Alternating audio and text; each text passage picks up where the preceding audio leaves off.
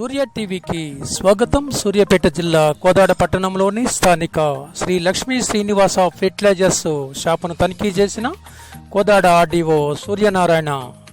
ఈ కార్యక్రమంలో కోదాడ పట్టణ సిఐ రాము, పలువురు అధికారులు పాల్గొన్నారు. ఈ సందర్భంగా ఆర్డీఓ సూర్యనారాయణ సూర్య టీవీతో మాట్లాడుతూ నకిలీ విత్తనాలు, నకిలీ పురుగు మందులు అమ్మిన ఎడల అట్టి షాపుపై కఠినమైన చర్యలు తీసుకుంటామని తెలియజేశారు.